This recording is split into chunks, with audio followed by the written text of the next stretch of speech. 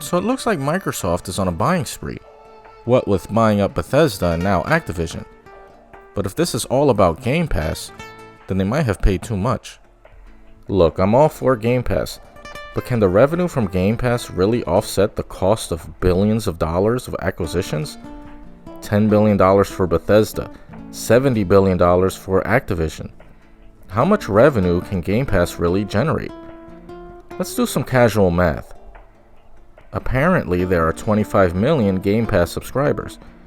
So at $180 a year, times 25 million, equals out to roughly $4.5 billion. That's not accounting for taxes and the countless number of people that get Game Pass for just $1 or get it for free from promotional deals.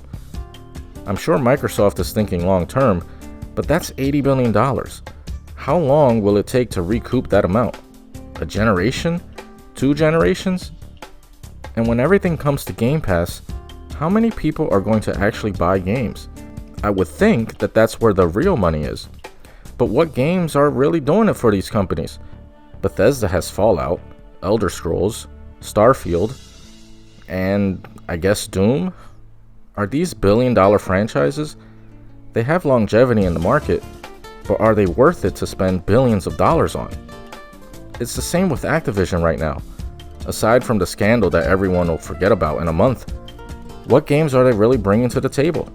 Call of Duty? Call of Duty still sells well despite the complaints of the series getting stale, so that's a good get for Microsoft. But what else has Activision made that's worth billions of dollars? Call of Duty alone isn't worth it. Crash Bandicoot? They tried to bring that series back, and unfortunately no one bought Crash Bandicoot 4. And Spyro is the same as Crash. These aren't worth billions of dollars. But Activision has Blizzard, and now so does Microsoft. What does Blizzard bring to the table? Aside from their own scandal as well. Blizzard has Overwatch, Diablo, World of Warcraft, StarCraft, and whatever you say about these games being successful, these are franchises that are tired. Overwatch is basically done. Overwatch 2 might as well be downloadable content for Overwatch, and even that's up in the air right now because of the scandal. Nobody is really working on anything at Blizzard until Microsoft takes over. World of Warcraft, I suppose, still makes money from the people that are still playing the game for some reason. StarCraft? When's the last time you heard about that game anywhere lately? These franchises are popular to niche audiences, but I doubt that these games are worth paying billions of dollars for. I don't see how Microsoft can see this as a get when they'll have to bring this company out of the sludge that they put themselves in, with the only saving grace being Call of Duty. Call of Duty isn't worth $70 billion. I mean, Microsoft has got a lot of work ahead of them to really make this worth it. And more importantly, for us the consumers, to make it worth it for us. They can't just buy up the company and just shove the games to Game Pass and call it a day. They really have to make new games and bring back old IPs that have been long forgotten. Of course, this takes up more money, and since they just spent billions on buying the company, I don't expect them to make any new games anytime soon. The best that they could do is bring back ports of older games. And maybe I'll finally get a port of Blur to current gen finally. But I'm not going to stay up late for that announcement. I mean, there are a lot of older games that they could bring back, but these will be small tokens to reel people into Game Pass. These aren't these huge games from Activision's or Bethesda's past that aren't fondly remembered by the masses. There's no port that everyone is waiting for, unlike GoldenEye for the N64, and we're still waiting for that rumor to come true. Maybe I'm wrong, but what game from Activision's past is really that huge that they could bring back, that will make it worth making a new game for? Microsoft can barely make a new Killer Instinct, even though the audience is there and wants a new Killer Instinct game. Microsoft doesn't seem to like to spend money making games, but acquiring companies that already have games. Basically, every game that Microsoft acquired from these companies were already in the works, and may or may not become Xbox or PC exclusive within the next 2 or 3 years.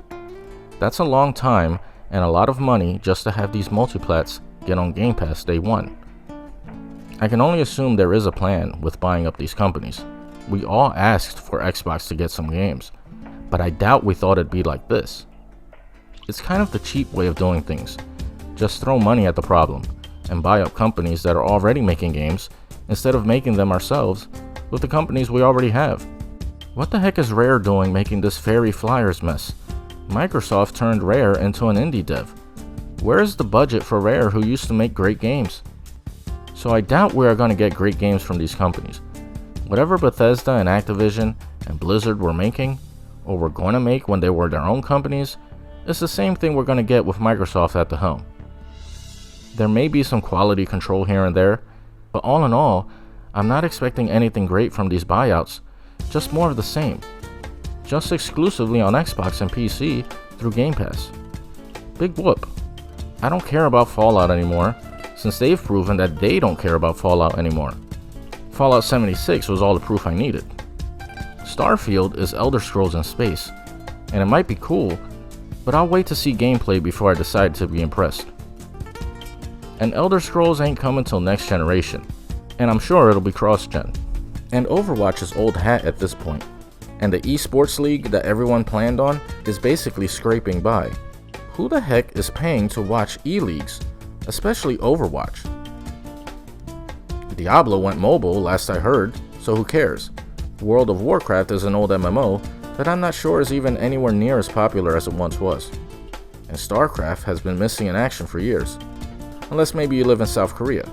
Do they still love StarCraft over there? All I'm saying is that we wanted more games from Xbox, but I don't think this is what we wanted. It's a shame to see multiplats become exclusives just because they were bought out. But you have to make new games, create new IPs, or revive old ones to make these acquisitions worth it. Otherwise, it's just annoying to have what was once a multiplat become exclusive just because you took the toys away from the other kids in the playground. Although this doesn't really affect me that much, since I do have all the platforms to play these games, but I don't really care about Call of Duty or any of the other games Microsoft bought, except for Blur. But since Microsoft decided that they were never going to make another Project Gotham Racing in favor of Forza Horizon, then I won't hold out hope of Blur coming back anytime soon. But that's it, I've rambled enough, and I'm not even sure that I had a point to make. But what say you? Are you excited for the possibilities of these companies coming together?